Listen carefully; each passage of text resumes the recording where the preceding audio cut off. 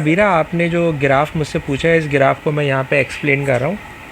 Explanation बेटा इसकी ये है कि डी ब्रोगली वेवलेंथ का जब आप टॉपिक पढ़ते हो तो डी ब्रोगली वेवलेंथ में हम पढ़ते हैं कि जो वेवलेंथ होती है वो डी ब्रोगली वेवलेंथ, ठीक है जनाब, lambda it is equal to H upon P. उसका रिलेशन मोमेंटम और वेवलेंथ का सिंपली इन्वर्सली प्रोपोर्शनल है। और जब कभी रिलेशन इन्वर्सली प्रोपोर्शनल होगा ना, तो इन्वर्सली प्रोपोर्शनल में कर्व बनेगा, और ये जो कर्व होगा ये कर्व कभी भी एक्स एक्सिस और वाई एक्सिस को टच नहीं करेगा। ठीक, कोई वैल्यूज़ तो दी भी नहीं है, स्केच द वेरिएशन है, तो हमने अपनी मर्ज़ी से वैल्यूज़ लेके इसको सॉल्व कर लिया।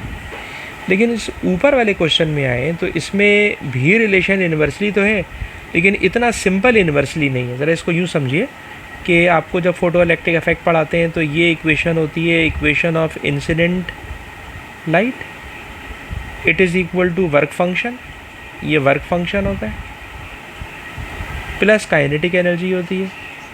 इसी काइनेटिक एनर्जी को मैक्सिमम काइनेटिक एनर्जी के नाम से यहाँ पे ले रहे होते हैं। ठीक है जी।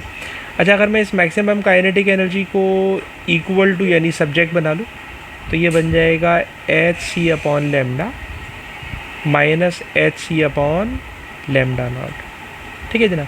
अच्छा बेटा, ये वाला जो लेमडा है it is the wavelength of incident light.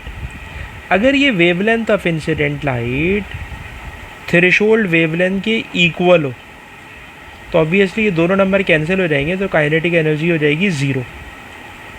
तो इस दफ़ा आप देखिए, उन्होंने ख़ुद कहा है कि ग्राफ के ऊपर लैम्डा नॉट का सिंबल यूज़ करना है।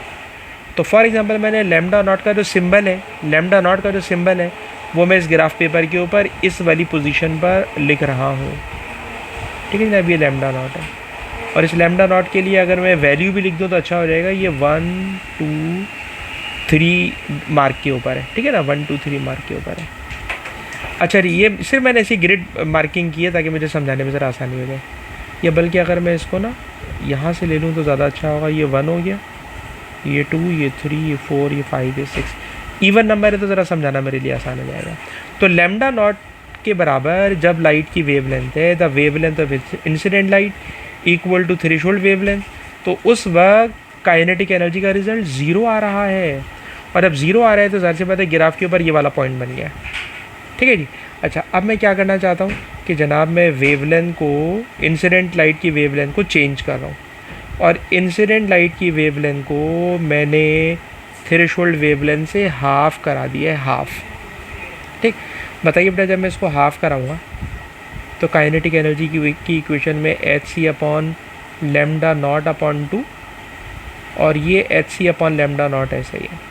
ठीक, अब आप बेटा अगर गौर करो तो दोनों में एच सी है, दोनों में लेमडा नॉट है, नई वैल्यू मैंने ली है। 3 मार्क का क्वेश्चन है इसलिए ज़रा थोड़ी लंबी करके सुना रहा हूँ।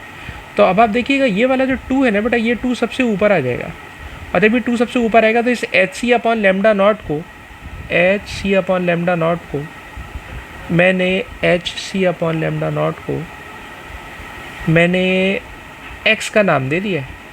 एक्स कोई सा भी नंबर हो सकता है, दैट इज़ काइनेटिक एनर्जी। ठीक है जनाब। तो गौर कीजिएगा, जब ये ऊपर आएगा तो ये बन जाएगा, मैं इस चीज़ को यहाँ पे कैलकुलेशन करके दिखा रहा हूँ। काइनेटिक एनर्जी हो जाएगी 2x minus X, that is equal to X. यानी जब मैंने लेमडा नॉट को हाफ़ किया, बताइए इस लेमडा नॉट का हाफ़ इस थर्ड डिवीजन पर आ जाएगा। टोटल लेमडा नॉट 6 नंबर पे था, इसका हाफ़ किया तो इट इज़ इक्वल टू 3, और इस 3 पर फॉर एग्जांपल मेरा जो x आ रहा है ना बेटा, वो यहाँ पर आ रहा है, ये मेरा x है। ये x कोई भी वैल्यू हो सकती है, तो ये मुझे दूसरा पॉइंट यहाँ पर मिल गया। ठीक, अब मैं तीसरा पॉइंट लेने जा रहा हूँ। तीसरे पॉइंट के लिए मैंने क्या किया जनाब कि ये जो लेमडा नॉट अपॉन 2 था, इस लेमडा नॉट अपॉन 2 को मैंने lambda nought upon further half कर दिया। फर्दर हाफ़ कर दिया, फर्दर हाफ़ का मतलब होता है अपॉन 4 कर दिया। जब मैं अपॉन 4 करूँगा तो बेटा यही वाला जो 4 होगा, ये 4 सबसे ऊपर पहुँचेगा, और जब सबसे ऊपर पहुँचेगा तो जो रिज़ल्ट होगा वो 3x पे पहुँचा देगा। अब 3x इसका कहाँ पर आएगा, तो ये 1x है, ये 2x है, तो ऑब्वियसली 3x यहाँ पर पहुँच गया मेरा।